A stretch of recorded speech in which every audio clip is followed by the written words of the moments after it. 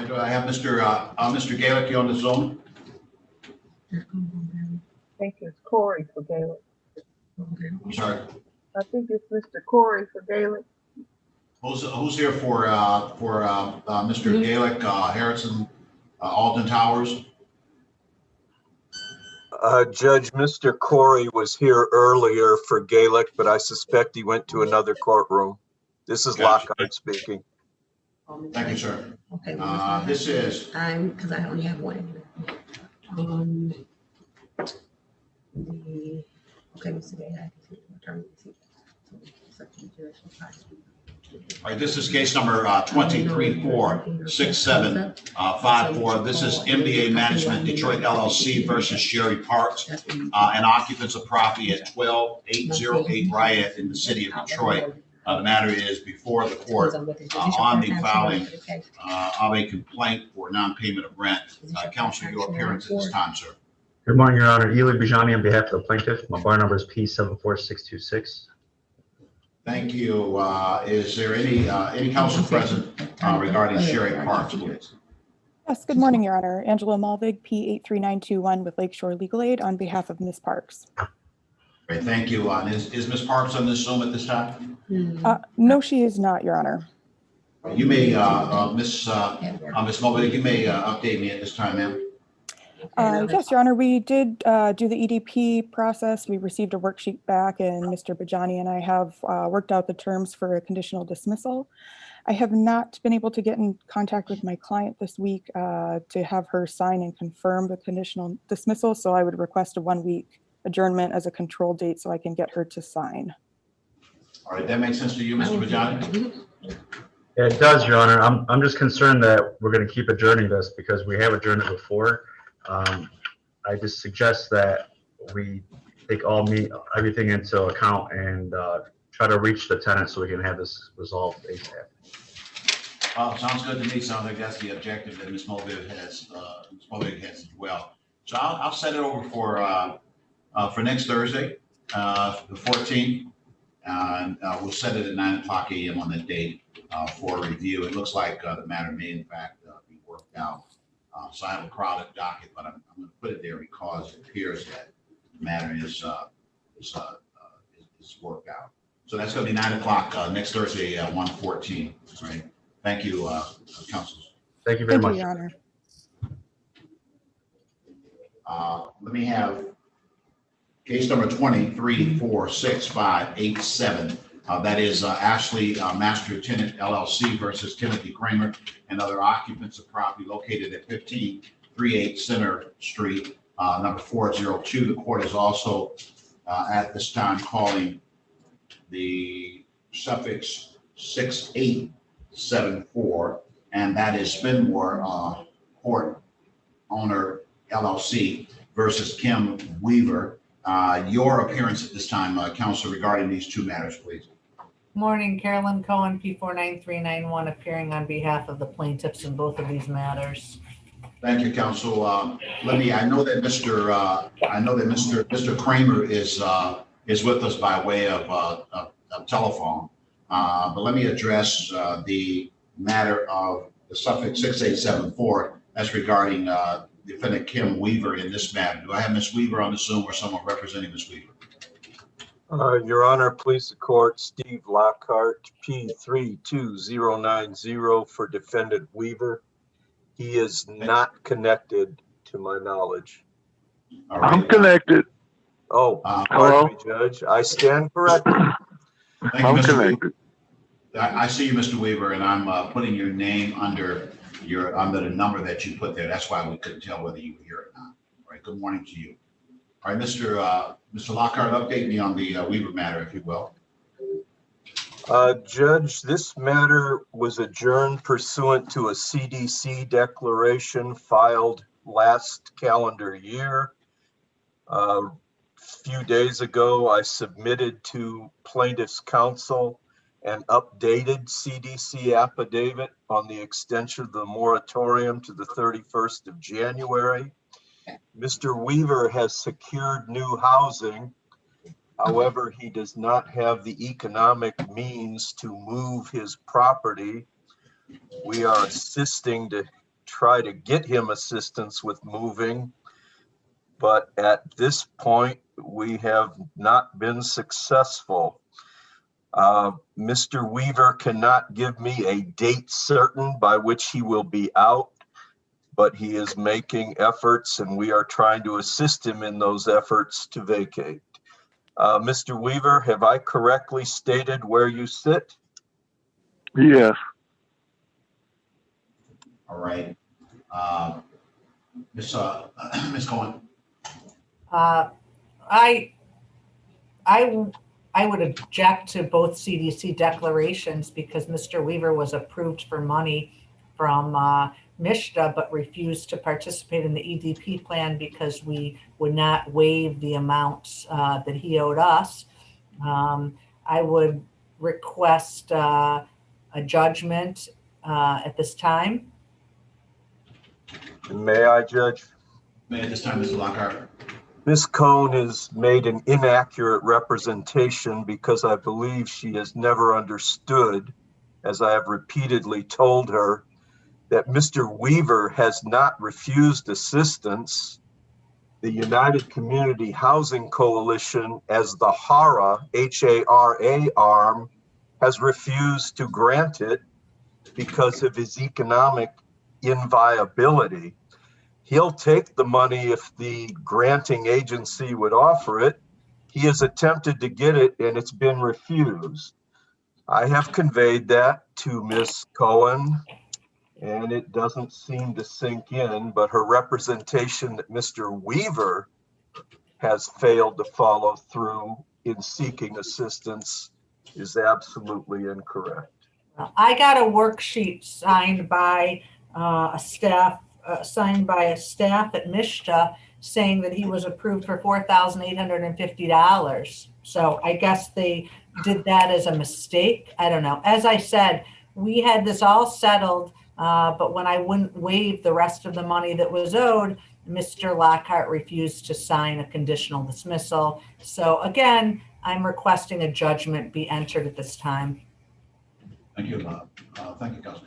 I'm going to, given that there has been a CDC affidavit submitted and an extension of the same, and also has been brought to the court's attention that defendant has found new location, I will allow the CDC extension to apply herein. I'll set the matter for next hearing on 2/2/21. I would think that at that time, given what has been brought to the attention of the court, to the extent that the defendant has not vacated the property, that plaintiff would certainly want to move for entry of judgment and for as immediate a writ as they could possibly get at that time. I will entertain those considerations on the 2nd of February, and I'm setting this matter for 9:00 a.m. Mr. Weaver, did you hear your new court date and time?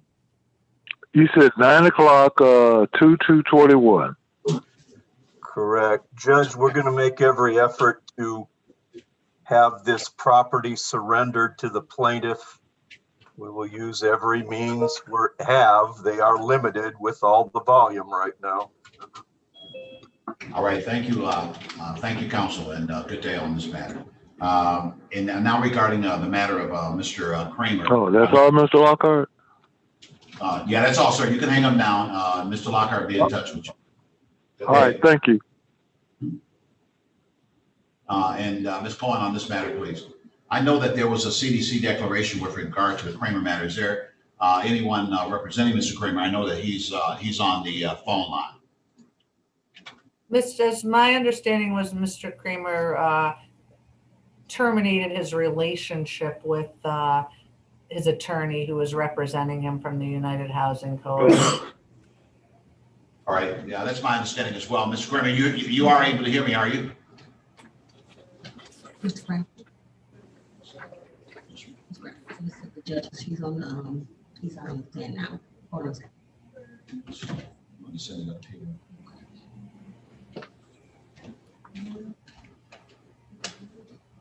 So, Ms.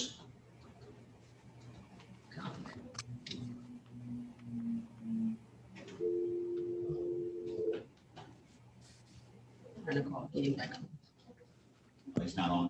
No, he, Okay, so he was on, but he's not on now. But this was a CDC declaration matter, is that correct? Yeah, but the Council? CDC declaration expired and he didn't sign a new one. Yeah, that's, you're very good at answering the next question. Okay, you got the first one. okay, Judge, he's back on. Excuse me. All right, thank you, Mr. Kramer. You, You want to put? Yeah. No, I'm on. Hello?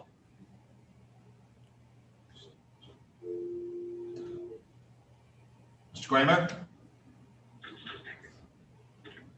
Mr. Kramer? Yes, All right, good morning to you, Mr. Kramer. I've called your case, and the attorney for the plaintiff in this matter, Ms. Cohen, is on this Zoom, and she's entered her appearance. I understand, of course, that this was a CDC declaration that was filed in this matter, that stayed the matter through the month of December. Ms. Cohen, what is your request at this time, ma'am? I'm requesting that a judgment be entered for the amount of money that Mr. Kramer owes. All right, were you able to hear that, Mr. Kramer? yeah, Your Honor, this is Mr. Kramer speaking. I can barely hear either one of you. You can barely hear me. Yeah, I can barely hear you. You have normally a very And you got voice. you have to turn up the volume of your hearing. And Yeah, you'll be I've got my volume on full. All right, I'm trying to, let's see if I can get you over here, maybe. Okay, so what, well, let me just put it this way. Ms. Cohen has indicated that she's requesting that the court would enter a judgment for amounts that are owed, requiring that be paid within 10 statutory days or a writ issue after that date, sir. Oh, yes, Your Honor, this is Mr. Kramer again. Yeah.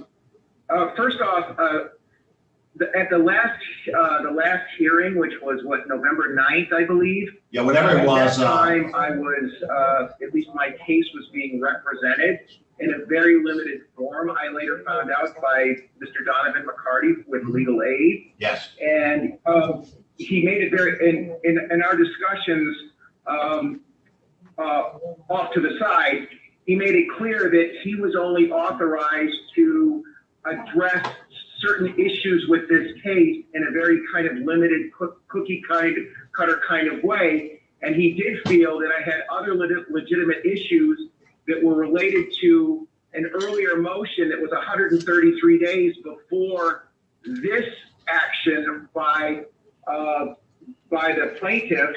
And that is referred to and specifically misleads the court in the second page of her complaint that says there is no other pending or resolved civil action arising out of the same transaction or occurrence alleged in this complaint, which is it's an outright lie. And so at that point, and he couldn't represent it, he actually felt that I had a very good case there, but he was not authorized to represent that given whatever his responsibilities were with the legal aid people that he was, employed by. So at that time, all right, Ms. Kramer, let me stop you. I understand what you're saying. Let me update where this case is. The last time that you were here, there was the submission of a CDC affidavit that stayed the proceedings in this matter until January. Now, you indicated to me that there was a case that was filed before the case that's in front of me. Is that correct, sir? yes. All right, that case, Yes. was that case dismissed? No. All right, so there's another file that you indicate that is pending in this court? Yes. All right, do you have the case number on that file? Yes, I do, Your Honor. All right, give me that case It number. is, the March 5th case is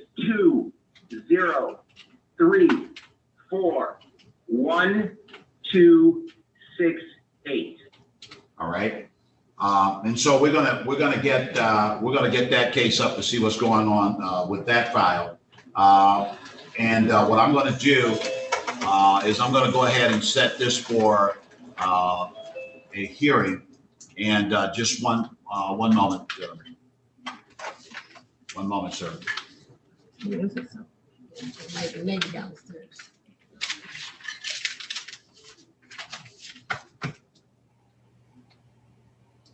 All right, so on on the case that you called ending in 268, it does appear that in that matter there was a judgment that was entered by consent. There was an order of eviction that was issued. There was a motion to stay the proceedings, and let's see what the final status is. There was a hearing for a hearing relative to the application for writ in that matter, and that hearing was adjourned and then rescheduled, and it appears that there is a hearing pending on that issue. Madam Counsel, have I given, as you understand, a correct assessment as to what is going on in that previous file? It does show a status of closed at this time, Madam Counsel. I believed it was closed because Mr. Kramer paid and the writ wasn't issued. He paid on the majority of it and the writ wasn't issued. So I considered the case to be closed. It is closed. So Mr. Kramer, did you in fact pay out so that the writ would not be executed in that case? Yes, Your Honor, and here's the problem. Because first off, I was unaware that the case was closed. I filed an emergency motion to because Ms. Cohen had gone ahead and submitted she filed for a writ, and between the time that she filed for a writ, and actually even before then, she had not returned my phone calls. And at that time, I had paid in full what my management office told me to pay. I got a bank check, and they gave me even the cost for Mr. Kramer. canceling the issuance of the writ. All right, Mr. Kramer, let me stop you. All right, because this is kind of rehashing some stuff that's not going to matter in this case. This file is closed to the extent that another case was filed that referenced another period of time in which there were some issues of rent that arose. It would not be necessary to identify this case as a previously filed case. That would not be necessary. The reality of it is, however, that to the extent that you have issues that you wish to raise as a defense to the claim for rent that has been raised by the case that is presented before the court, that is the case ending in 587. That if you have issues that are relevant to this particular case, you have the right to raise issues in this case that you believe would mitigate your obligations as it relates to rent in this matter, or if you believe in somehow that you have been retaliated against or anything along those lines, you have the right to raise that in the context of the case that you have in front of you. You understand? Yes, and if I may, Your Honor, I still believe the two cases are connected. I've done some research on it. Well, let me tell you this. Let me stop you right now. Let me stop you. I know exactly how this operates. I can tell you that part of it. Now, suffice it to say that the previous case is closed. If you have issues that you believe that you wish to raise, there's nothing that precludes you from raising those issues in the context of the new case that has been filed. You can litigate your claims in the new case that has been filed. If you believe that there is something about this tenancy that has interfered with your rights, if that's an ongoing issue in this tenancy, you still have the right to raise that. The other case is closed. That case is over with. Now, it doesn't mean that you waived any rights that you may have had in that case. You can raise those issues here to the extent that they are relevant. For example, if there were repair issues and you believe that those issues are ongoing, you can raise ongoing repair issues in the context of this case. You can't go back to that other case is closed. That case is over with. So what I'm going to do is I'm going to set a hearing on this. I'm going to set it in the afternoon. So give me maybe a day next week. Your Honor, if I may. No, hold on a second, because you talk too much, Mr. Kramer. I got a lot of people to work with here. I'm gonna give you a hearing so you can tell me what you want to tell me. What is it? 13, 14, 15. Ms. Cohen, does next Wednesday work for you in the afternoon? Let me just, what's the date? That's the 13th. The PM Yeah, will start that's fine. the 19th. You don't have any afternoon cases until the 19th, week of the 19th. So I can't do them until that week. Yeah, because you don't have any afternoon cases until then. Okay, So so week of the 19th. So could I put one in earlier than then? Could I put it on the 13th, or do I have to move until? I mean, you can put it on the 13th, you just don't have any afternoons. Okay, all right. So let me put it on the 13th. That work for you, Ms. Cohen? The 13th is fine, Your Honor. 1 o'clock p.m. That work for you, Mr. Kramer? Actually, Your Honor, I do have a concern, and that is primarily because with Mr. McCarty leaving me, and at that point, I was prepared to go into a library and put together, a brief and a memorandum of law and whatever would, further and orderly present my argument. But I don't know if the court is aware of this, but the Wayne County Law Library, the Wayne State University Law Library, the University of Detroit Mercy Law Library, the University of Michigan Law Library. Let me stop you again. Let me stop you again. Mr. Kramer, Mr. Kramer, I'm going to hang up on you if you don't listen when I'm calling. Mr. Kramer, I'm not concerned about any of that. I gave you an opportunity to have a lawyer involved. If you want one involved, I'll get you somebody now. I'm not, listen, these are pandemic times, and yeah, there's going to be some limitations. If you want to be your own lawyer, I have no problem with that. You got to find a way to do that if that's what you want to do. Now, if you want a lawyer, I can get you a lawyer to handle this case. You can't tell the lawyer how to handle it. They know what's going on here, and you give them what your information is, and they are the ones that's trained to handle it from a legal standpoint. If you want to do it by yourself, you can certainly do that. But I'm not going to adjourn your case over and over again in search of maybe one day that a library will open up. I can't do that. Well, no, I have just found out that LexisNexis is providing 20 hours of free law things, so long as I can find an internet, for the 45 days. So let's do this. Something I found out from. Okay, let's do this. Let me stop you. Let me stop you. Those are your logistics that you're going to have to work on. Will you be prepared on the 13th of January? That's the issue now. That's a week away. I can't be prepared. Okay, so I'll put together a brief. I'll give you 2 weeks from then. I'll put it on the 20th in the afternoon. What do I look like on the 20th? All right, the 20th in the afternoon. Does that work for you, Ms. Cohen? Let me just check my calendar. I've got two. I don't know that afternoon's going to work real well for me. Any other day that week. I've got court in Southfield at 2. 22nd? What'd you say? The 22nd of January in the afternoon, 1 o'clock p.m. That's fine. All right, it's set for the 22nd. That's next 2 weeks from Friday, in the afternoon at 1 o'clock p.m. All right. All right. So I will address the issue at that time. Now, you do not wish to be appointed someone to assist you with this matter, yes or no? Your Honor, I would prefer to talk to a lawyer. Absolutely. All right. Let's say if we got somebody that'll talk to you.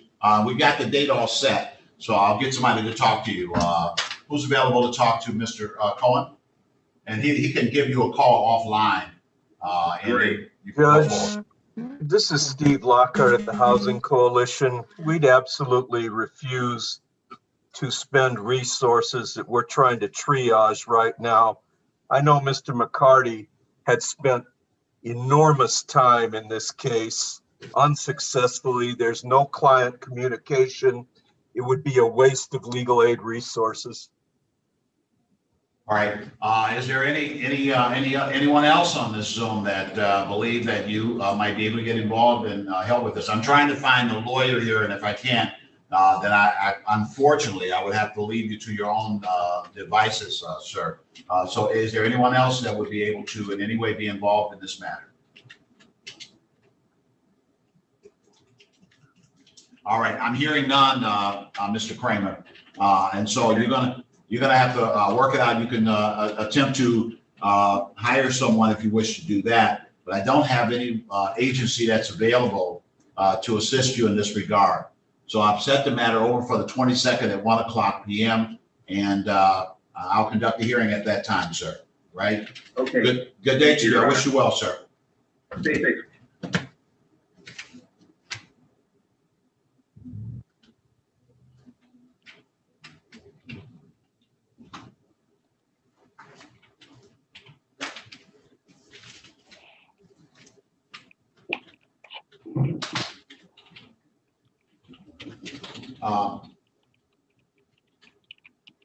Mr. Corey, are you here on the Gaelic matters?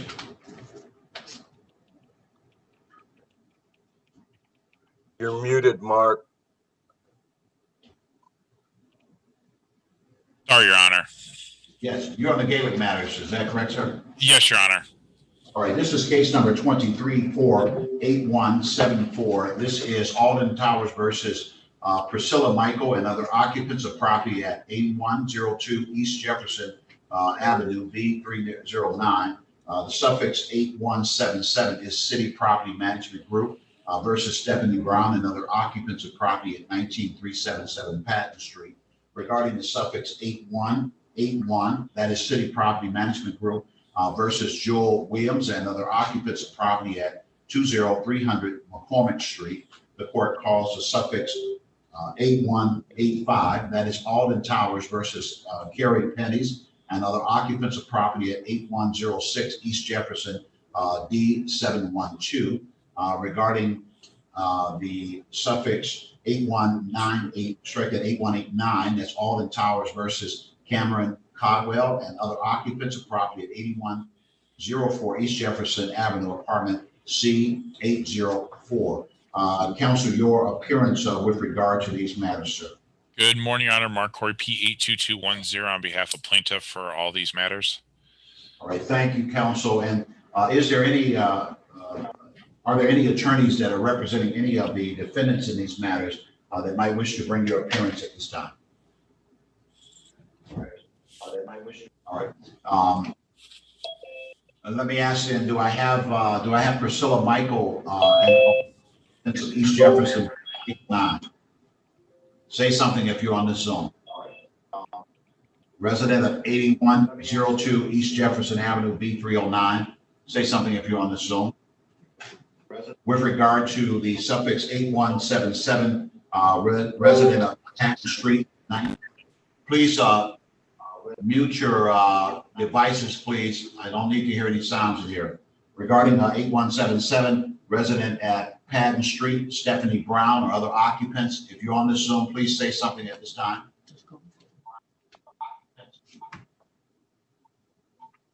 Regarding the property at 20300 McCormick Street, residents of property at that location, Jewel Williams or any occupant of property at that location. If you're on the Zoom at this time, please say something.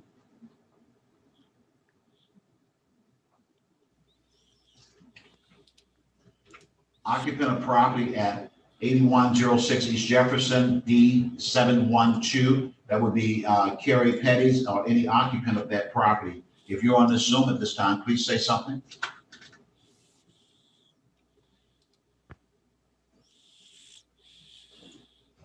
Regarding the property located at 8104 East Jefferson, apartment C804, Cameron Codwell. If you are on this Zoom or any occupant of that property, please identify yourself at this time. All right, counsel, it does appear that in each of these matters, at least it looks like this is the first hearing regarding complaints for non-payment of rent. Is that correct, sir? That is correct, Your Honor. Actually, I'm looking at my notes, and I do believe some of these are going to be a dismissal.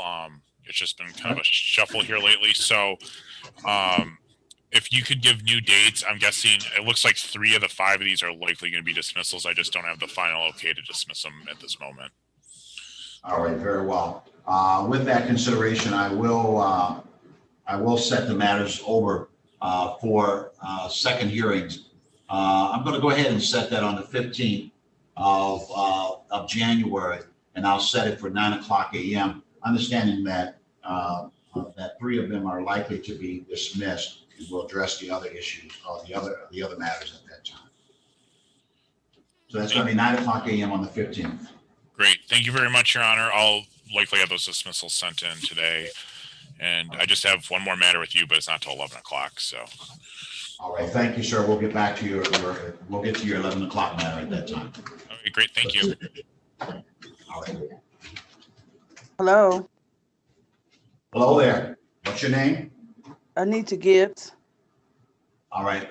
Thank you, Ms. Gibbs. When we call your matter, then I'll give you the opportunity to speak up at that time, all right? Just hold tight, and as we come to Okay. your, then I'll be able to hear Hello? from you. What that is, same thing for you. Once you hear your case, just hold tight where you are. Once you hear your case, just I'll give you an opportunity to speak up at that time, all right? All righty, thank you. All right. This is case number 23-45412. This is Gale GAL LLC versus Tanae Jerry and other occupants of property at 3801 Elmhurst. The matter is before the court on the filing of a complaint for non-payment of rent. Counsel, your appearance at this time for plaintiff.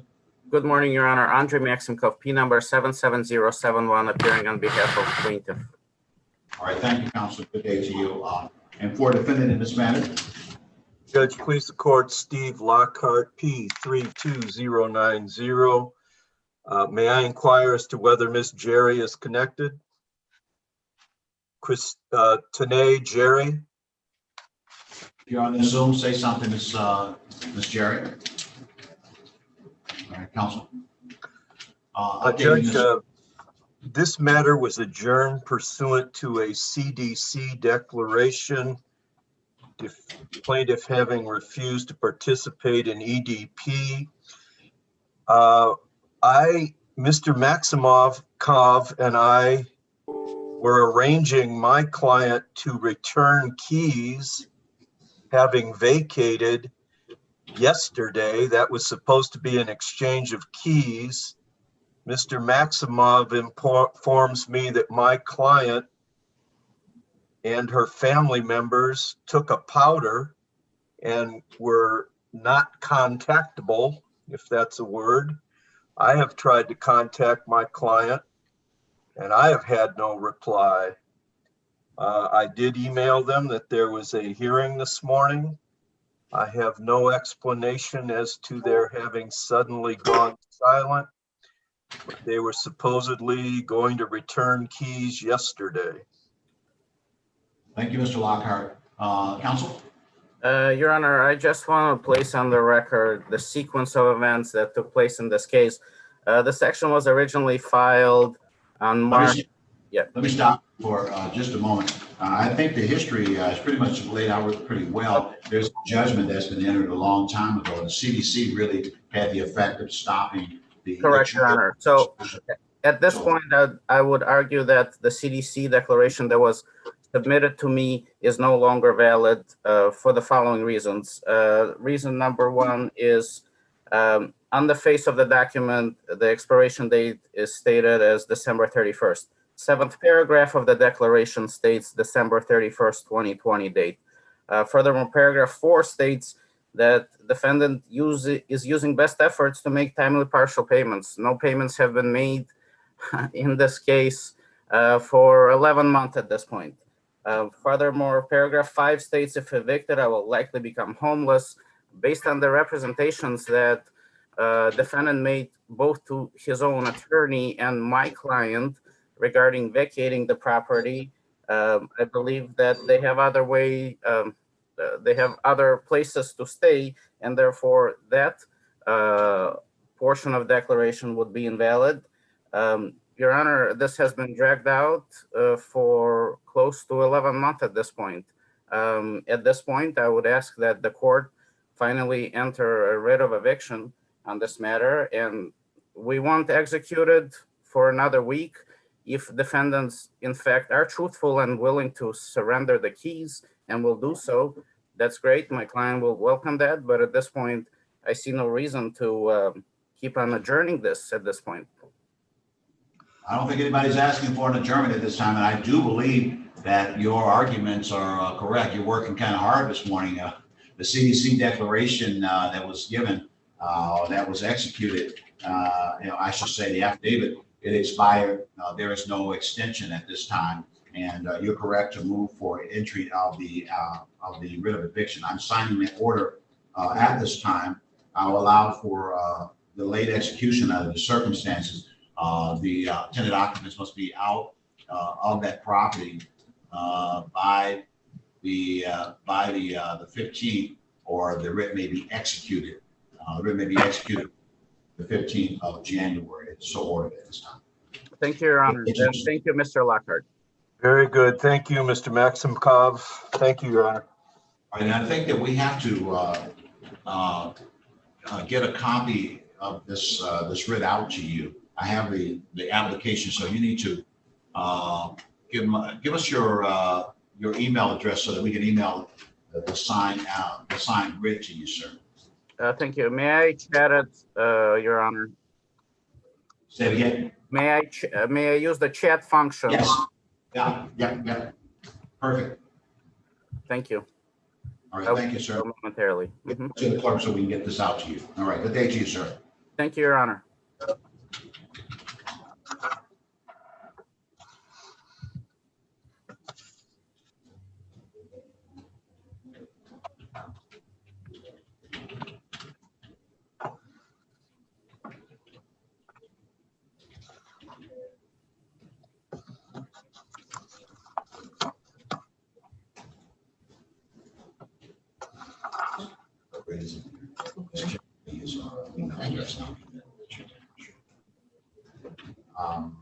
This is case number 2342417. This is Cheryl Huff versus Levita Thomas and other occupants of property located at 2958 Fisher Street. The court also calls at this time the suffix 7168. That is Lawrence Wolf Properties versus Gary Hicks and other occupants of property at 25 East Palmer, number 48. The court calls the suffix 8193. That's Alden Towers versus Alisa D'Alessandro and other occupants of property at 8104 East Jefferson, number C811. The court calls the suffix 7157. That's Kilupi Arrakis versus Larissa Ellison and other occupants of property located in the city of Detroit at 16133 Apple Line. The court calls the suffix 7117. That's right, that 7171 is the suffix. That's Downtown Management Company versus Martell Williams and occupants of property at 11611 Moraine, apartment number 18 in the city of Detroit. And with respect to all matters except the suffix 8193, it appears that Mr. James Abbott is counsel. And with regard to the other matter, it does appear that is a matter handled by Mr. Galick or Mr. Corey. So your appearance, Mr. Locke, strike that, Mr. Abbott, if you're out there, your appearance, sir. All right. Mr. Corey. He was here earlier, went to another courtroom. This is Lockhart speaking. Thank you, sir. Let me see if Mr. Corey, are you able to hear me at this time, sir? All right. All right. So let's proceed with regard to these matters. If you're a defendant counsel and you have and you're on one of these matters, Mr. Lockhart, I believe that you have something here. Is that correct, sir? That is correct, Your Honor. I'm on 417. Yes, sir. And you may proceed at this time, sir. Judge, I believe we might need Mr. Abbott for this one. It's up. There was a CD. I'm standing in for defense counsel, Alyssa Petroni.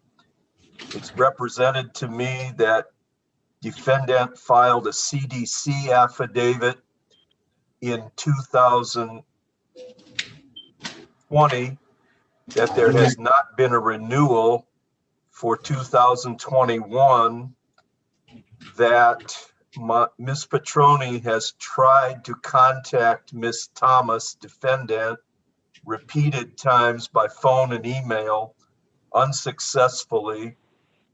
This matter is an adjourned writ hearing, and you do have a Miss Sherry Ward, a property manager, present for plaintiff on the Zoom. All right, thank you. And Ms. Ward, I see you there. Good morning to you, ma'am. Good morning. All right. And have you had any contact with Ms. Thomas regarding this matter, ma'am? The last contact was when we tried to get into the house to assess for repairs and so forth, and she threatened us and How long would ago was not that? let us in. She has changed the locks and will not provide keys. All right. How long ago was that, ma'am? That was, I believe, in mid-November. All right. Thank you, ma'am. All right. I know that Mr. Lockhart is not in the Zoom right now. He does have a standing request that the writ would actually issue this matter. Judgment was entered in this case in February of 2020 for $4,190. Somebody, you need to silence yourself. Judge, may I interrupt briefly to ask if Defendant Thomas is connected? Ms. Thomas, if you're on the Zoom, say something. Thank you. All right, thank you. All right, Mr. Abbott does have a standing request that the writ would issue. And as much as the CDC stay has in fact been lifted at this time, there's been a forthright expression by defense counsel that there has been diligent effort to make contact with Ms. Thomas in this matter. She's not responded to those diligent efforts. The plaintiff, strike at defendant, has indicated a wish to have opportunity to continue to make contact or attempt to make contact. That would not seem to be reasonable under all the circumstances at this time. Therefore, I'll grant Mr. Abbott's petition for issuance of a writ in this matter, and I'll sign the writ application ordering that the tenant occupant move from the property on or before the 15th of January of 2021, or after that date, the writ may be executed. The writ is signed today and may be executed on or after the 15th of January 2021. It is so ordered at this time. Thank you, Judge. Thank you kindly, sir. Thank you, ma'am.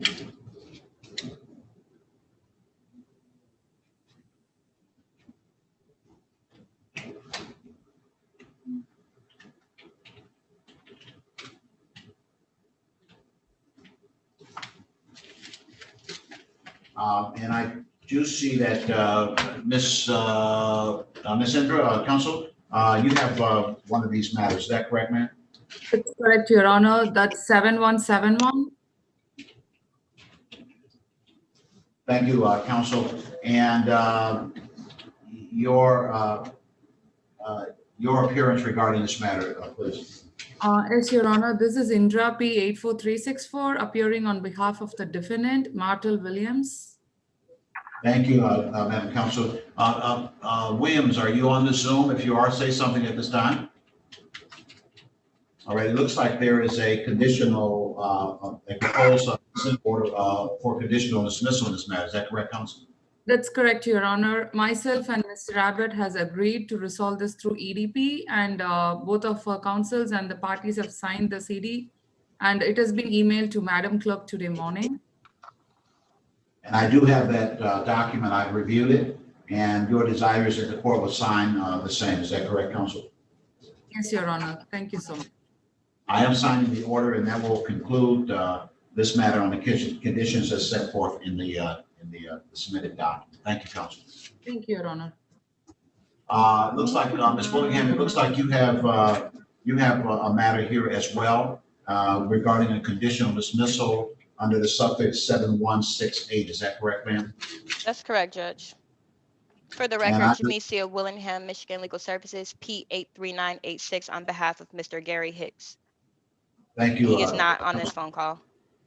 Thank you. And I do see the document has been signed up, and Mr. Abbott has signed off on the matter as well. Your desire indeed is that the court will sign the proposed orders as a resolution in this matter. Is that correct, Counsel? That's correct, Judge. I am signing the orders at this time, and you'll receive copies as soon as possible in this matter. Thank you, Counsel. Thank you, Judge. I also am on the matter ending in 7157. I think the plaintiff's name is Harakis versus Ms. Lucretia Ellison. Ms. Ellison is not present on this phone call. I spoke to Mr. Abbott yesterday, and we did agree to adjourn the date out. She has, her EDP funds are secured, and we are just working out the terms of her conditional dismissal. All right. And Ms. Willingham, thank you for the update. How much time is needed to finish this out? Probably 10 days, sir. All right. So I'll go ahead and I'll go ahead and set it over for the 19th, given the fact that it is in EDP protocol. I'll go ahead and put it on that date. That date is private, but I think that this is going to get worked out. So I'll set it at 9 o'clock on the 19th of January. So ordered. Thank you, Judge. Thank you, Madam Counsel. And Mr. Corey, I did call the suffix 8193. Looks like this was set earlier than 11 o'clock one that we were talking about previously.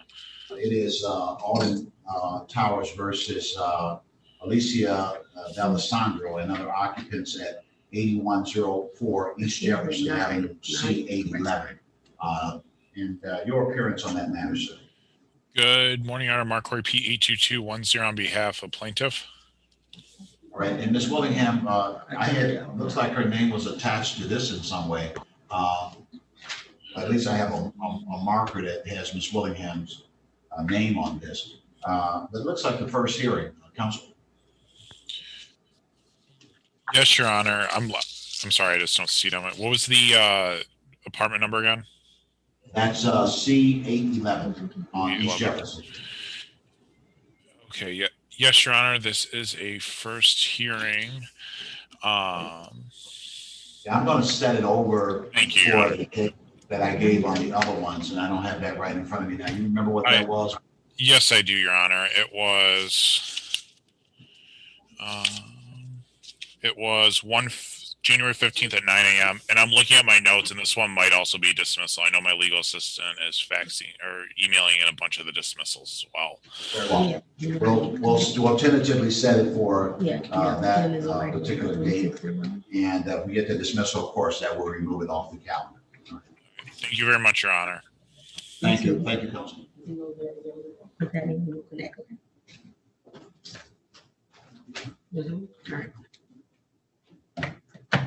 Right, Ms. Burkett, she just called. She's on Sagati's case. She said she's about to call in.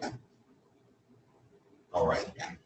All right. This is case number 23-47259. This is TIJ Management LLC versus Patricia Smith and the occupants of property at 14374 Prevost. The court also calls the suffix 7251. That's Lambros Asset Management LLC versus Jeremy Porter and Martinique Parks and other occupants of property at 4635 Corville, the upper unit. And counsel, your appearance at this time. Mr. Coleman? I know it was here. Mr. Coleman, he just called. He said he had to go next door to Jones calling. All right. I'll recall this matters once he's back. Excuse me. Judge, I'm sorry, Robert Santiago, Michigan Legal Services. Was that the Lombard Asset versus Jeremy Porter, Martinique Parks? Yes. I had been speaking with Mr. Coleman this morning, Judge, before he left. We needed a short adjournment. We finalized the terms of our EDP, and we needed just time for me to prepare the order, have it signed, and submit it to the court. All right. So if I set it over for the 14th of January, that give you enough time to put a wrap on it? Correct. Yeah. All right. So I'll go ahead and set a control date of January 14th at 9 o'clock a.m. And I'll indicate that this is an EDP protocol. So I anticipate a proposed order of dismissal. Thanks, Judge. The only other request I need is who do I send it to? My understanding is Tammy is retiring or she's moving on to better things. Yes, well, I don't know about better things, but some. Let's just call it a different glory.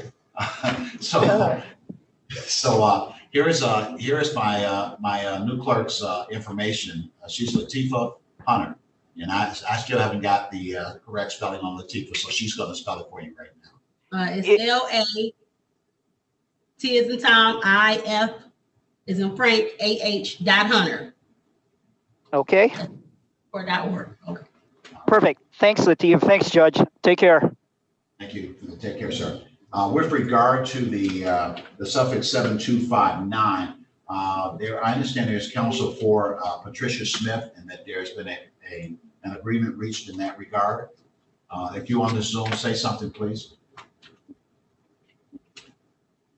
So I have Brant Lazinski of Lakeshore Legal Aid, indicates that I've been offered a consent or conditional dismissal.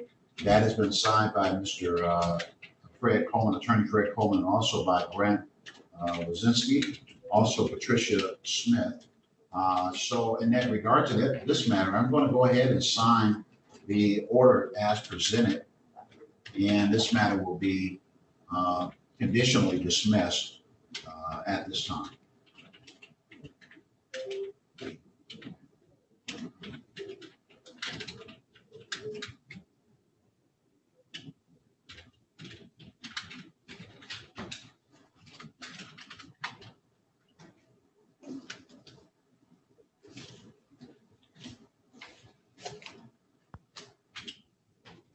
All right.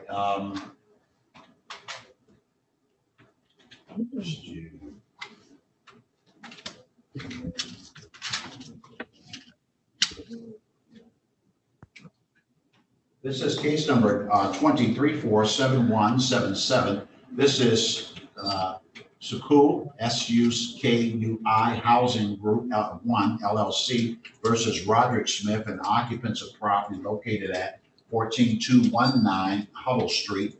The court also calls the suffix 7174.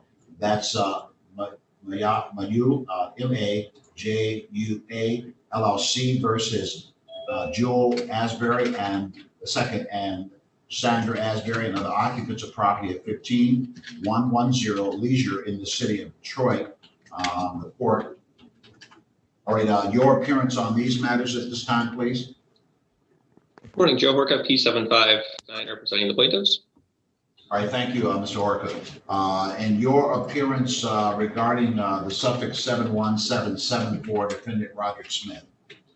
Good morning, Your Honor. This is Indra from Lakeshore Legal Aid, P84364, appearing on behalf of the defendant Roderick Smith. Thank you, Madam Counsel. I've looked at the file in this matter. I have received a proposed consent order of dismissal with various conditions laid out in this matter that would resolve the case at this time. Is this, in fact, what you wish the court to do? That is to sign off on the agreement that has been reached, Mr. Horka? Yes, please, Your Honor. Madam Counsel? That's correct, Your Honor. Yes, please. All right, do I have Roderick Smith on this Zoom? If you're there, sir, say something. All right, given the representations, I will sign the order at this time, and we'll get that out to you just as quick as we can. All right, good day to you. Thank you, Your Honor. Thank you.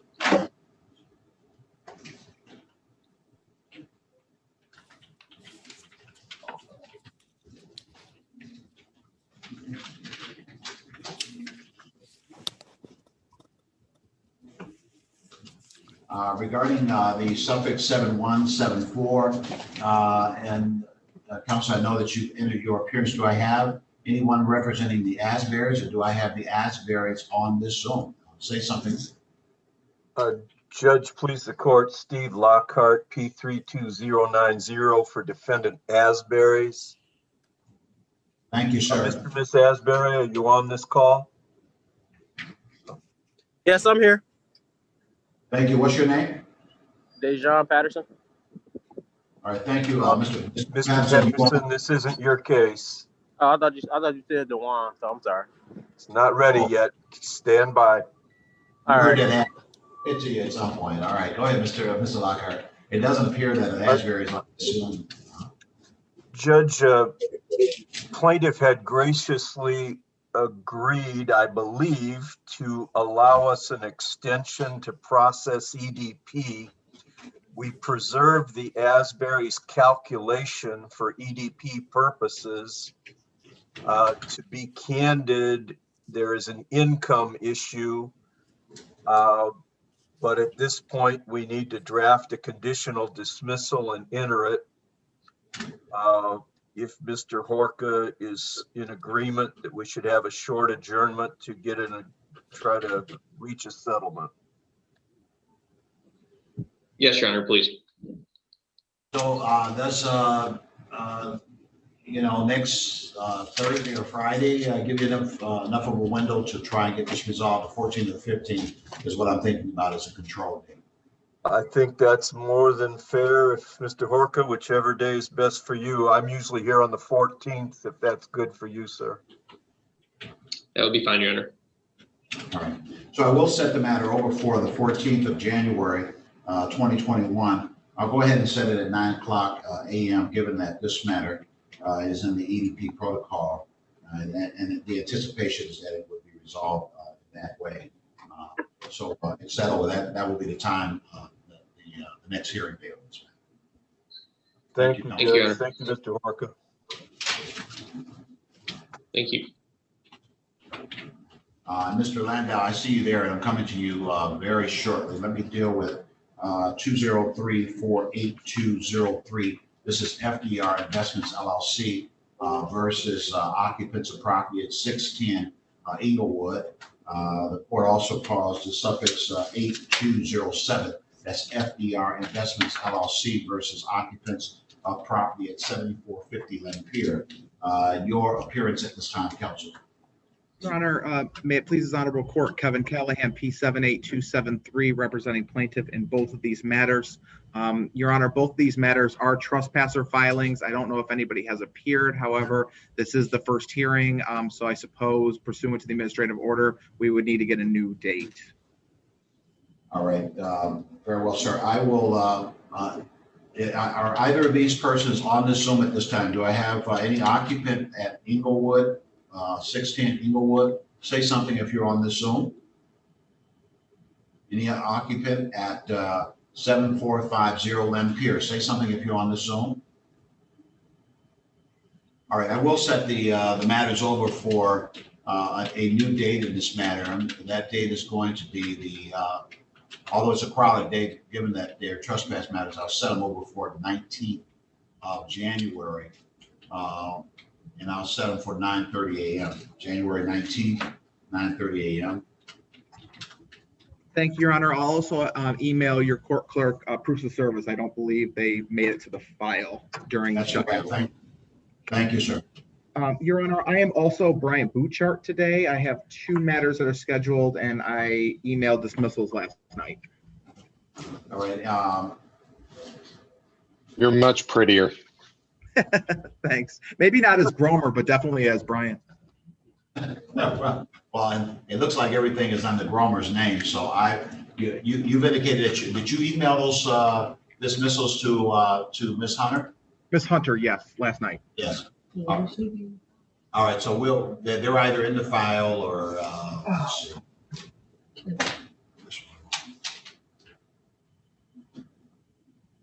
Kevin, there's 3 Gromer files on the docket. Okay, I do 3. see. I only have 2, but. Well, I see 5. So. Yes, 5. Yeah, I knew I was right. All the ones he said to put in there. With regard to 23-482-7, that's Sachs versus Sean Kidd at Bangor, 4481 Bangor. The suffix 8215. That's Brewer Park versus Anita Gibbs, and occupants at 3947 Fairview Street. Those matters, Mr. Callahan has entered his appearance regarding these matters and has indicated that the desire to have the matters dismissed. I do have in those files a proposed order of dismissal. Mr. Callahan, you wish that the court sign those matters at this time? Yes. Correct. Thank you. Is that correct, sir?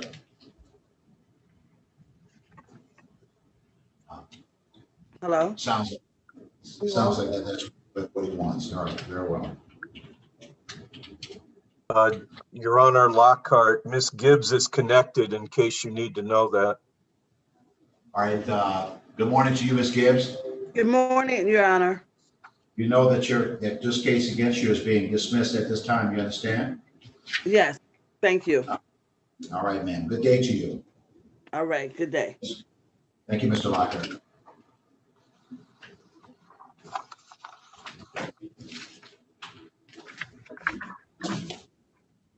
This is case number 2348197. This is D with W Holding LLC versus Yolanda Burkett regarding property located at 5805 Guilford in the city of Detroit. I know that someone indicated that they're here for Mr. Sagatti. Is that a phone call? Yeah, she called. The young lady called and said she had to work. She called on the phone. The tenant? Yes, the tenant. All right. Who's here for Mr. Sagatti's case? All right, we'll recall this matter.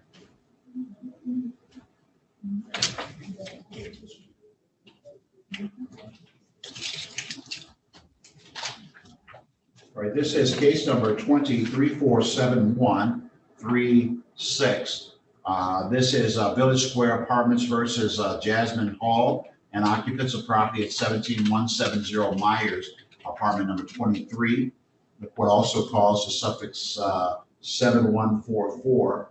That is West Park Manor versus Ebony Hanna and other occupants of property at 7222 Rutland, apartment number 207. The court calls the suffix 7160. That is Village Square Apartments versus Dewan Patterson and other occupants of property located in the city of Detroit at 108. Yes, I'm here.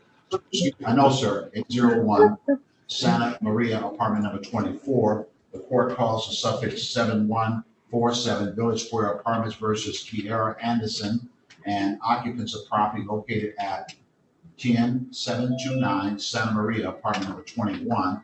The court calls the suffix 7148. This is Village Square Apartments versus Lloyd Travis and other occupants of property located at 10701 Santa Maria, apartment number 9. Court calls the suffix 7151. That's Village Square Apartments versus Tracy Riley and other occupants of property at 10170. Strike that 10703 Santa Maria, apartment number 36. Your appearance for the respective plaintiffs in this matter, counsel. Mark Lando on behalf of each of the plaintiffs, Your Honor. I would like to separate out the Jasmine Hall case from the others, though. I'm glad that is the first one, and the separation has occurred. Your pleasure in that regard, sir. Your Honor, this is the fourth hearing on this matter. The first hearing was on October 28th. Second hearing, November 23. Sorry, this is the third hearing on this. The defendant has not appeared at any of the hearings. And at the first hearing, legal aid indicated that door knockers would try and touch base with her. I have not received any communication from legal aid or the tenant in that regard. So we are asking that the default judgment enter at this time. I would indicate that at the November 23rd date, of course, the court was closed, but there has been a first hearing date that was adjourned, and then this is yet another date upon which there has been notice in this matter. Given that the defendant has not appeared on two actual occasions up to this time, the court would grant the petition for entry of default at this time. You may proceed, counsel. Your Honor, we're seeking a default judgment of possession for non-payment of rent. The rent owing at this time is $7,181, $158 costs. Total is $7,339 with a writ issue if not paid in 10 days. All right, under the circumstance, the court will grant your application for judgment. Judgment will enter accordingly. And the court will sign the order upon this present. So just submit it to my clerk and the court will sign it. I will do so. And I learned that Tammy is no longer your clerk, Your Honor. She's moved on, as Mr. Santiago said, to far greener pastures than your own. That was an excellent comment, by the way. It's a very interesting scenario, shall we say. And I'm fortunate to have Ms. Hunter with me, and hopefully she will not be overworked and want to run away from it. So I've got latifah.hunter@36thdistrictcourt.org. That is correct, sir. Okay, I'll get it to you, Ms. Hunter. Thank you. And Your Honor, I was looking for an appropriate response to the backhanded compliment that I got in our bench bar meeting a couple months from you. And Mr. Santiago just nailed it. So I'm never going to have anything as good as that one.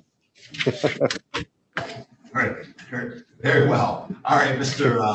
Lockhart, I believe, and let me just a moment here. Let me just go to Mr. Coleman. Mr. Coleman, I did hear your matters, sir, and one of them involved a conditional dismissal that was an order contained within that file.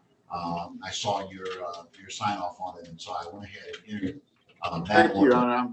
Thank you for having it entered. I think that concludes my document with you today. Yeah, you had one. There were two cases that you had. The other one was resolved as well. Remind me, Mr. Lockhart. Judge, you entered a conditional dismissal for Mr. Coleman on file endings 259, and on file ending 251, you adjourned it till January 14 with Mr. Santiago for entry of a conditional dismissal for EDP. Do we have a time for the January 14th matter? 9 a.m. 9 a.m. Yes, it was just a control day because it seemed that progress had been made on trying to resolve it through EDP. And so we're definitely in the right direction on that particular one, Your Honor. Again, right. You and your staff have a wonderful day, and everyone take care. See you tomorrow. All right, you take care as well. Thank you, sir. All right. So it looks like hello? There is counsel. Just hold tight for a moment. We know you're there. Just hold tight. All right, Mr. Lockhart, it looks like you are on a couple of these matters, sir. Your appearance regarding 7144, 7106, if you will. Judge, please court Steve Lockhart, P32090 for the defendants in the named files. Miss Ebony is connected on 7144, and Mr. Patterson, did you call 7160, Judge? Yes, yes, that's Mr. Patterson. I know that Mr. Patterson's connected on 7160. I also have 7151, but I'm not sure if you just called that or not. All right. So let me deal with Miss Hannah. Ebony Hannah, you there? Yes. All right. And good morning to you, ma'am. We're dealing with your case right now, Mr. Patterson. We're coming to you in just a moment here, sir. Mr. Lockhart, update me on this update 7144. That's regarding Miss Ebony Hannah, please. Judge, we had this matter was COVID adjourned till today. We're processing EDP. I believe we have all tenant information. We do not have all of the landlord information. At this point, we did not preserve this matter for EDP.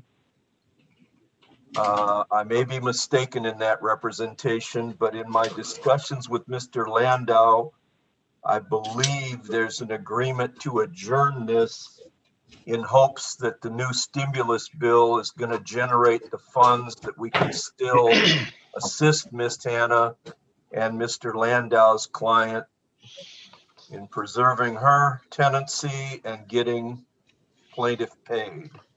something. Your Honor, that is accurate. Mr. Lockhart and I have had some substantial discussions regarding other aspects of the tenancy and certain things that have happened that may have taken us in a different direction from a non-payment case. I don't think it's necessary for us to bring it up in detail, but this is a non-payment case. Ms. Hannah is looking to remain, and any issues outside of the non-payment issues would have to be brought up in another forum, another matter. So at this point, with respect to the non-payment case, we will, as with all my clients, cooperate with eviction diversion. Let's call it EDP2. And we will be proceeding forward along those lines. So, Mr. Lockhart, how much time do you think is reasonable in consideration?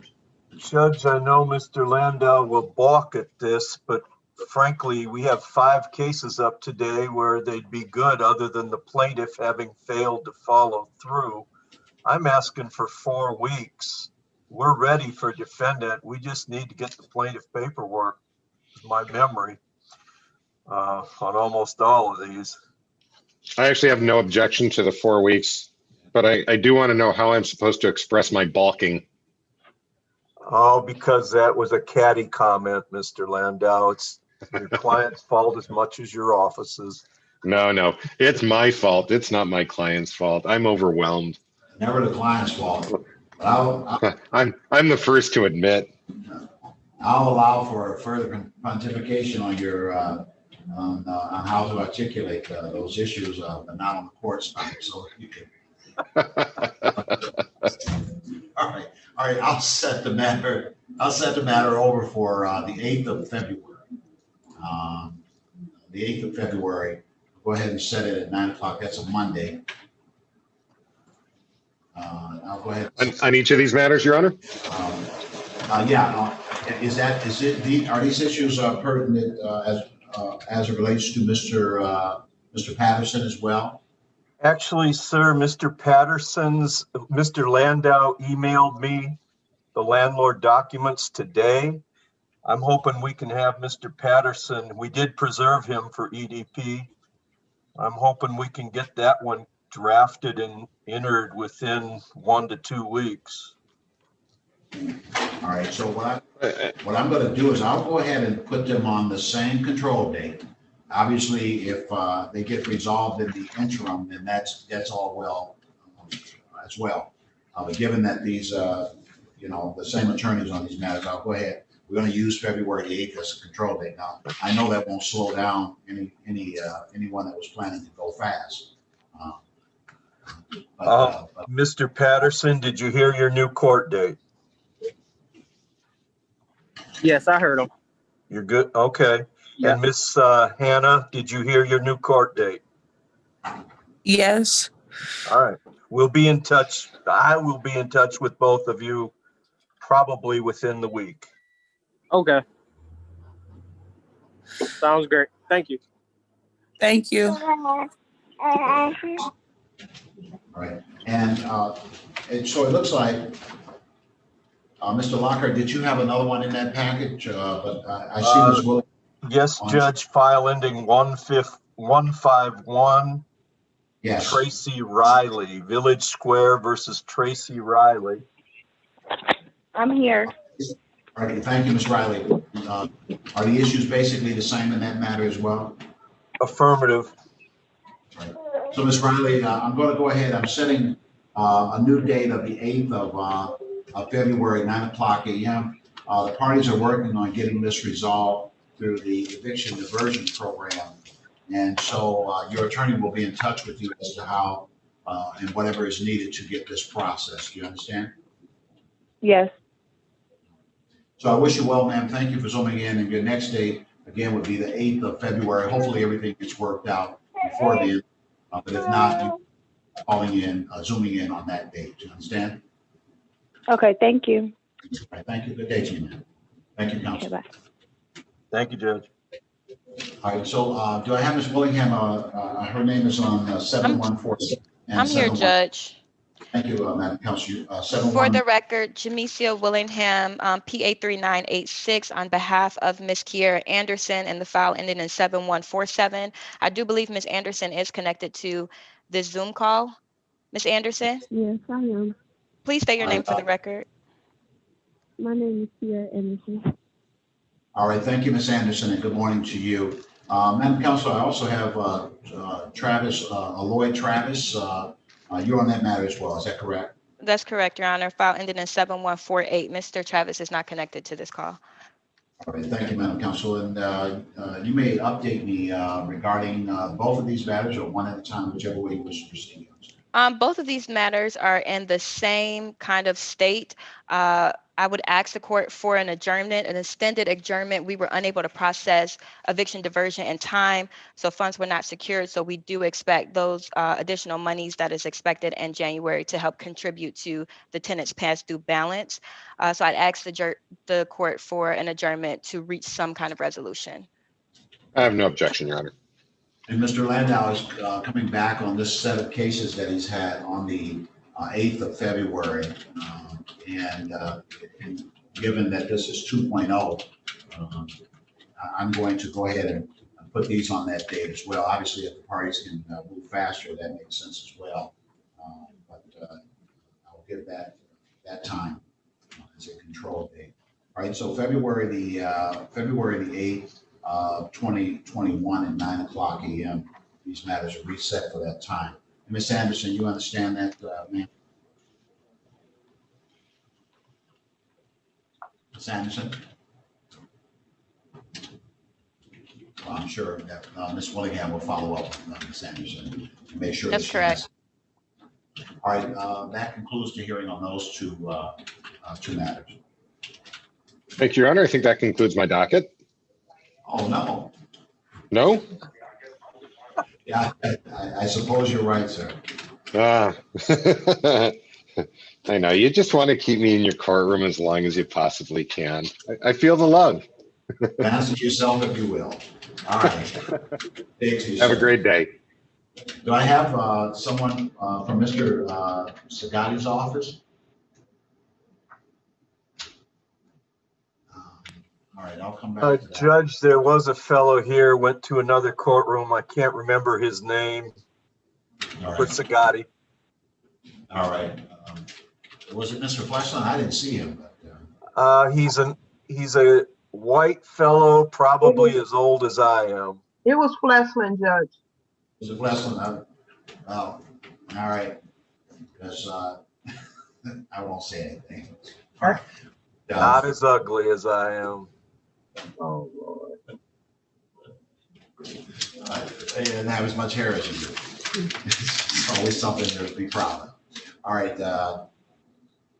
I have, we're gonna jump the gun on this one. That is 2348-231. That's Cha Sultana. That is care of General House Management versus Kenya Fife, F-I-F-E, and other occupants of property at 19130 Huntington. Your appearance at this time, Council. Good morning, Your Honor. Mark Corey, P82210 on behalf of plaintiff.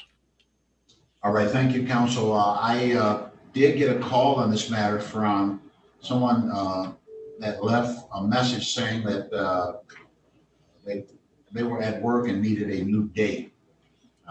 So this is the first hearing on this matter. So I'm going to go ahead. We do have a phone number for the defendant who called in. And we're going to set a new date in this matter, and we'll make sure that she is informed of that telephonically as well as by mail. So that new date is going to be. Well, you got a number. 39. Yeah, I can go. Yeah, I can go with the 15th. Let's do it. Is the 15th okay for you, Mr. Corey? That works fine with me, Your Honor. All right, 1/15/21 at 9:30 a.m. will be the hearing on this matter. We'll let her know by phone, and we'll send out a notice as well. Okay, great. Thank you very much, Your Honor. Thank you. Your Honor, I don't know if she wanted to talk to counsel or not. I don't know if the clerk wants to. Can't hear Miss Snow. Yeah, Ms. Snow, you're kind of low there, but you. Okay, I'm you were saying- wondering, we don't know if the lady would like to talk to counsel or not. If you do have a telephone number, perhaps someone from our office can call her. Right, I'm going to make sure that, I'll put it in a chat to you. I'll put a phone number in the chat to you. And then we can go from there, and we're gonna let her know by telephone the date of the next hearing. Thank you. All right, thank you.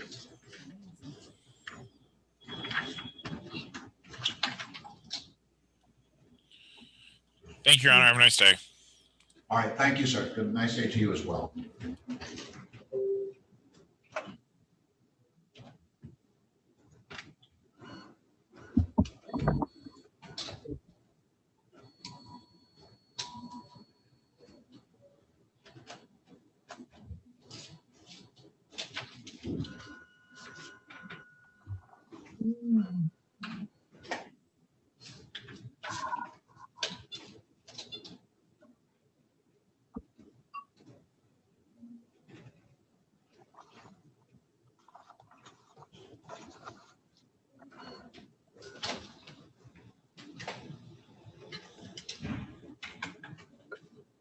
Your Honor, may I interrupt?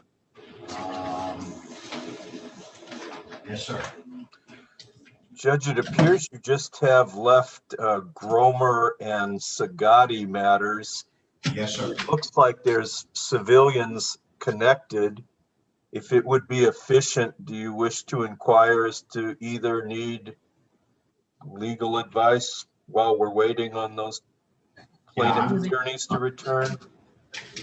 I'm gonna go ahead and call the Gromer matters. I know there was a gentleman standing in for him, and we'll find out if there are persons on those files now connected to attorneys. So that's what I'm gonna do now.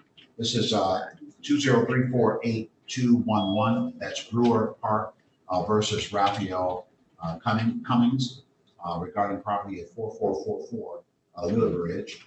The court also calls the suffix 8219. That's Brewer Park versus Bianca Prim, P-R-I-M-M, and other occupants at 4649 Little Bridge. The court calls the suffix 8223, and that's St. John's versus Katrina Robertson. Ms. Robertson, she's on the phone. She said the phone hung up. Who's on the phone? Ms. Robertson. All right, then, regarding property at 3887 French Road, and Ms. Robinson on the suffix 8223 is with us by way of phone. Your appearance regarding these matters, counsel. Your Honor, Kevin Callahan, P78273, standing in for the attorney record Brian Bouchard for plaintiff. All right, thank you, counsel, and good morning to you, Ms. Robinson. Robinson? Good morning. All right. Yes, and good morning to you. I know that you're not in the Zoom now. Regarding this matter that you have in front of me, you do have a right to have the assistance of an attorney involved in your case to go over what your legal rights are and to discuss with you the possibility of resolving the matter that you have in front of the court and what your options may be. Would you like to speak with someone to assist you in that regard? Yes, that'd be fine, sir. All right. All right. So what I'm going to do is I'm going to set this up for you to be able to speak with a lawyer. And right now I'm going to give you a new date to come back. But before you hang up, I'm going to make sure that you have a number and someone has your number so that you can contact them and they can contact you to discuss this case with you. You understand? Yes, sir, I understand. All right. So the next date in this matter is going to be the 21st. Does it have to be on a Thursday? Whoever's here. The 21st. So we'll set it for the 21st of January at 9:30 a.m. that's when you're gonna be coming back to see me. All right, and you'll come back into the Zoom that you already have. Now, Okay. now we gotta do the exchange. Did I get her number and submit it? Which Is way? 586 number your number? Yes, 586-696-0359. 696. Yes, 0355. Okay. So who's gonna take on this matter? Your Honor, I'm wondering if it might be a better use of time for us and maybe Ms. Robertson. If I think Tessa McAvoy is in the courtroom from the University of Michigan, one of our students. Perhaps Ms. McAvoy and I can go into a side room, a breakout room with Ms. Robertson to get some sense of what's going on. Yeah, she's on the telephone, so I can't do the breakout room because she's on the telephone. That's the challenge. Oh, I didn't realize that. When I was over in Judge Millhouse, they were able to do it over there. I apologize. With a call in on the phone, that means they have a skill that I don't have. I don't know. But I know the client I had over there was on the telephone and we went back and forth to the break room a couple times. So beats me. Maybe her connection's better. I don't know. Well, they can't know something I don't know. I'm really. No, they're on the telephone to the courthouse. They're not on the Zoom telephone. No, well, I don't know. But I know that client was part of the Zoom and we went back and forth into the break room 2 times. I'm gonna have to find out how to do that because I can't have anybody around here knowing I can give it how to to you. do something that I don't want. So I got to get that learning curve. All right, so but I don't know how to do it now, so I'm going to put in a phone number for Miss Robertson. Yeah, because she's outside. I don't know. She was outside. No. So she came down to the building, but I'll put her phone number into the chat to Ms. Snow. Ms. Snow, you can share with Ms. McElroy. Who's at Thank that you. fine, expensive school level there. All right, so let's see if we do that now. Yeah. Okay. Miranda, she said she's gonna call her today. She's gonna do Is what? she gonna call her today?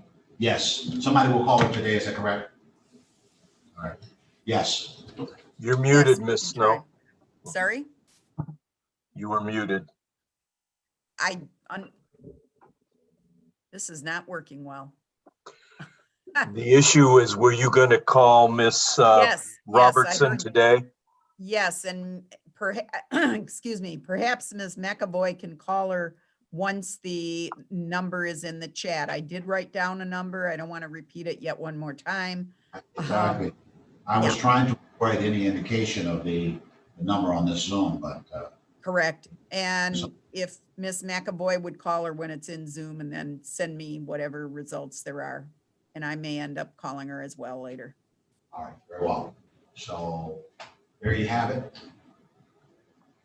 And you have the new date on this as well, Mr. Callahan. Is that correct, sir? I do, Your Honor. Yes, thank you. Thank you. Regarding Raphael Cummings, are you on this Zoom, Mr. Cummings? No, hi, Judge. My name is Nalitha Short, represent Burden and Associates. All right, thank you. Burden and Associates? Yes, What that's matter my is that? property manager, Your Honor. Yes. Ah, okay, gotcha. So I have Brewer Park versus Raphael Cummings and Bianca Prim in 2 different files. If either one of those persons, Cummings or Prim, is on this Zoom, please say something.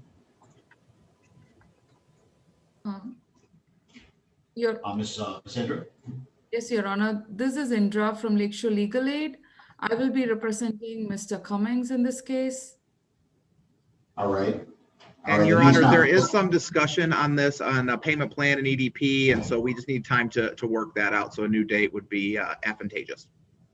All right, thank you. Thank you, and thank you, Ms. Inder. Ms. Inder, how far out do we need to go on this matter?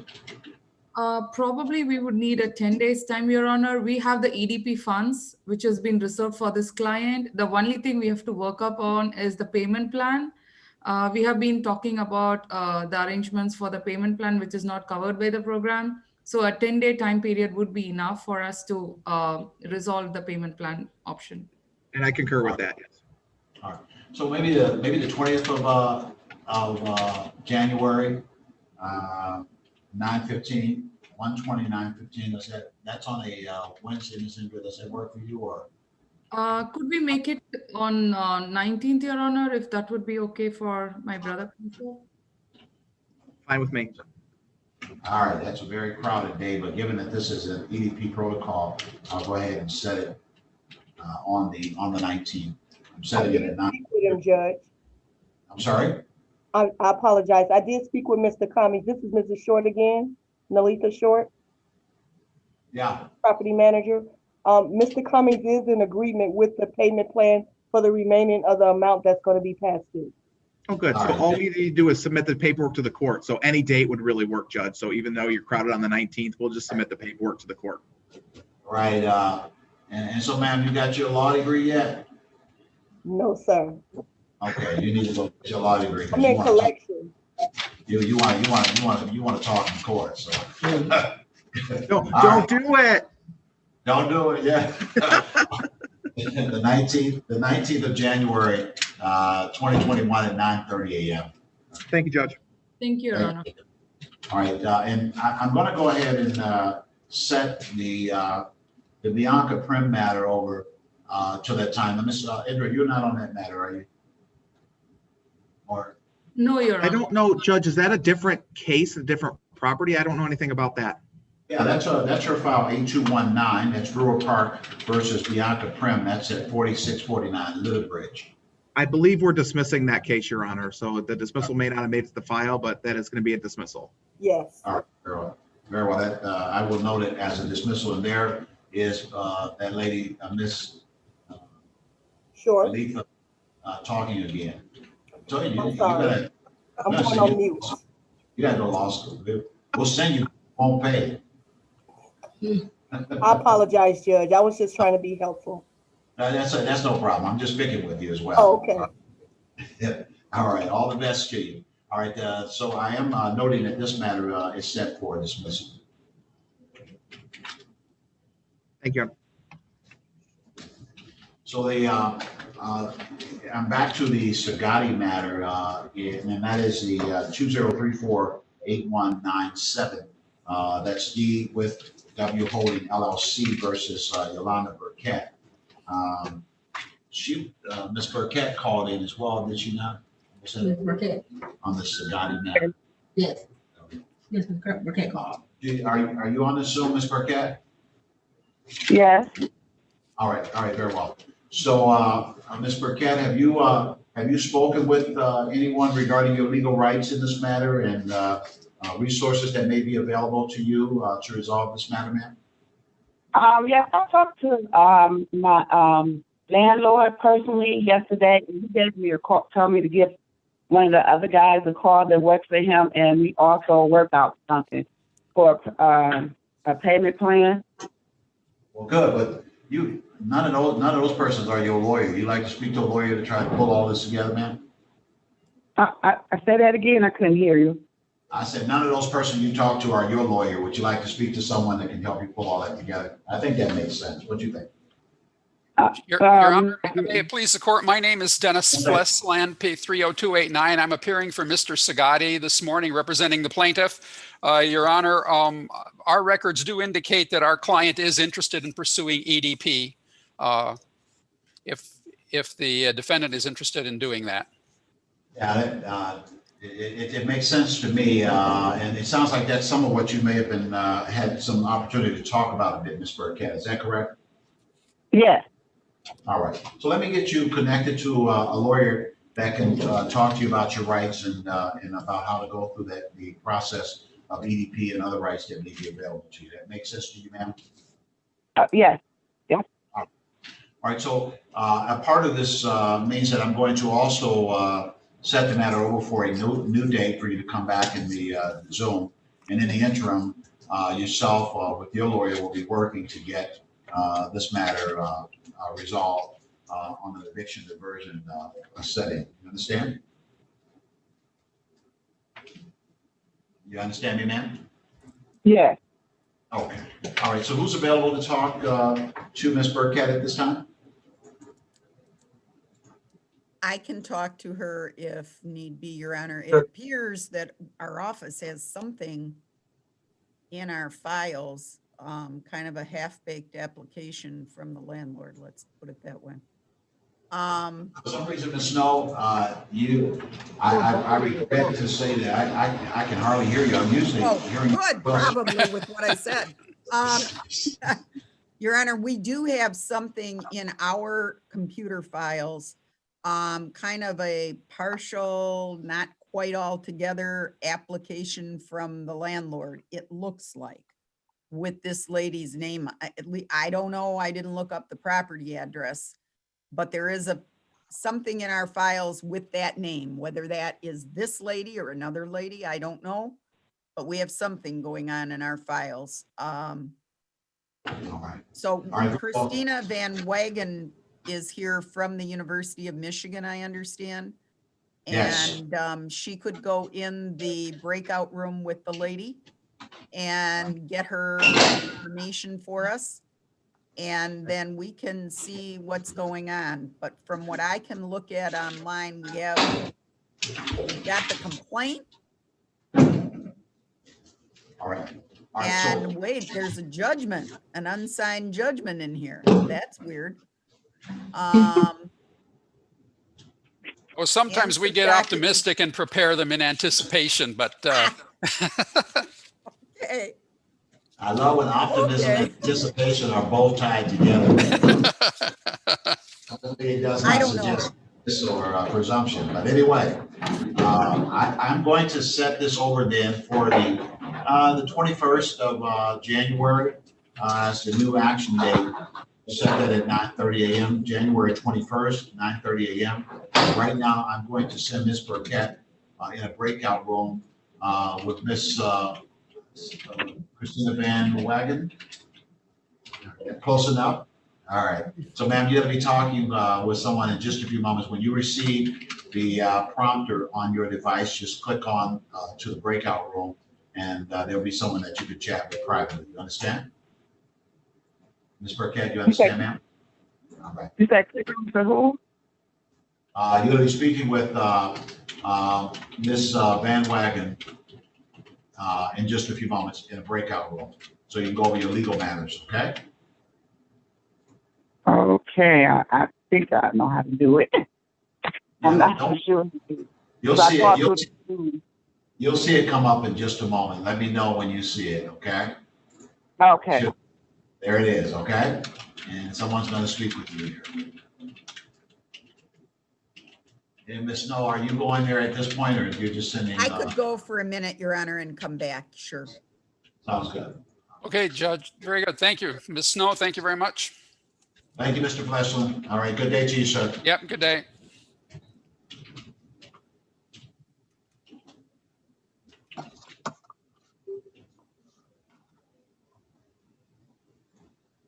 All right. Lockhart? Would you excuse Miss Willingham and myself? Well, it's easier to excuse you from this audience than Ms. Willingham, but since you I understand. Since you made it a package deal, then. I have a corner and a fifth of scotch I didn't finish last night. Well, we're all very fortunate to have some reasonable degree of sanity. Oh my God! To be still called a democratic republic. Well, it was.